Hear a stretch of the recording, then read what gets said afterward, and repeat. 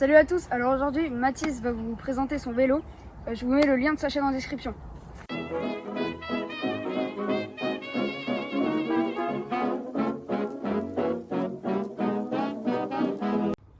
Bonjour à tous, alors moi c'est Mathis, j'ai 17 ans. Je vais vous présenter aujourd'hui mon vélo, un Rockrider ST 540.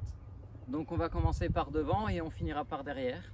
Donc devant ici nous avons le pneu, un Hutchinson Toro en 2,25 par 27,5 pouces. Il commence à être usé. Ensuite nous avons l'étrier de frein de 160 mm. Ici on a des freins à disque hydrauliques de la marque Tektro. Ensuite ici nous avons la fourche hydraulique également. Elle a un débattement de 100 mm. Et cette fourche est réglable via ce bouton et bloquable via ce bouton. Ici nous avons le guidon avec les poignées. Juste derrière nous avons les leviers de frein avec ici la réserve d'huile hydraulique pour les freins. Ici nous avons l'interrupteur pour la sonnette électrique. Ensuite nous avons ici la sélection des plateaux. Ici il y en a deux. Là nous avons le haut-parleur pour la sonnette électrique. Je l'ai acheté sur Amazon pour 20 € il me semble.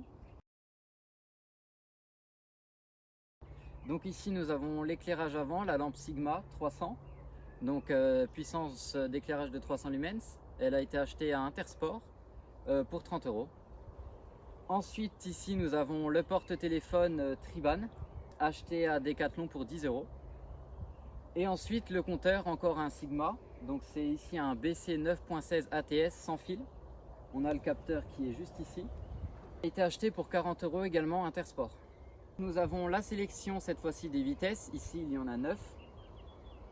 Derrière on a la poignée de frein arrière qui est exactement la même que la poignée de frein avant. Et ici on a la poignée droite qui est exactement la même que la poignée gauche.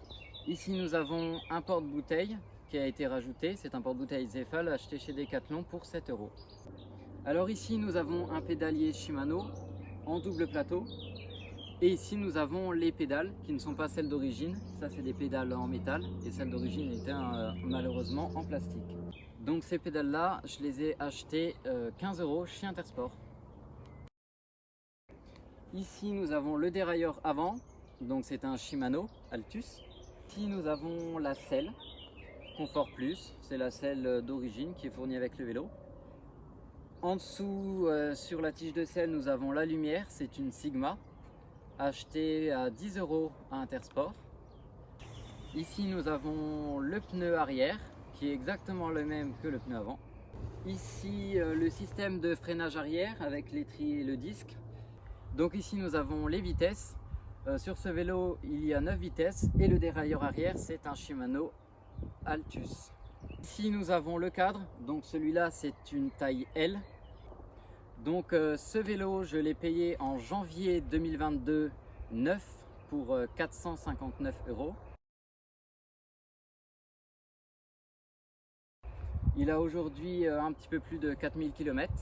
Donc ce vélo sans les équipements ajoutés il pèse 13,7 kg. Donc les pneus je les ai changés. De base c'était des pneus en 2,10 par 27,5 des pneus Rockrider, franchement pas top.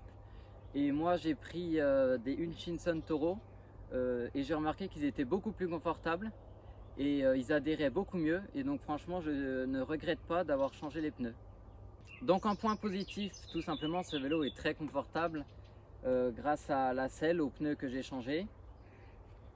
Il est très polyvalent, il peut servir pour les balades un petit peu sportives comme pour aller faire des petites balades comme ça. Il est très polyvalent. Le rapport qualité-prix est pour moi clairement imbattable. 459 €, ce vélo, je suis jamais tombé en panne avec. Il a jamais déraillé en 4000 km, donc franchement il est top et je l'adore. Donc les freins sont également de super qualité, ils sont très performants et très progressifs. Donc en point négatif, tout simplement j'ai eu une panne, une fuite de liquide de frein à l'avant lorsque le vélo il avait 200 km.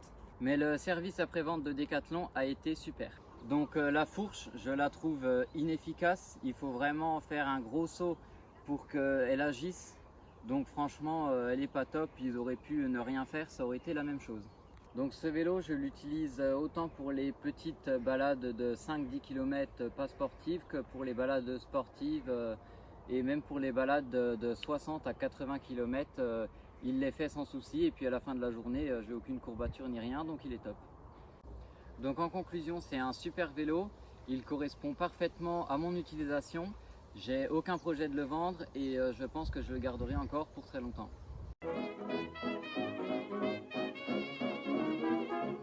N'hésitez pas à aller voir la chaîne de Mathis en description. On se retrouve dans la prochaine vidéo.